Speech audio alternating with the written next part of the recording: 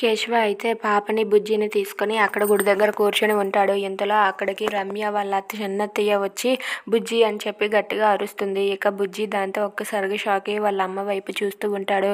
ఇక అక్కడికి రమ్య వచ్చి కేశవతో ఇలా అంటూ ఉంటుంది, నీ కారణంగా నా కొడుకు నాకు దూరం అవుతున్నాడు, అది నువ్వు ఆలోచిస్తున్నావా?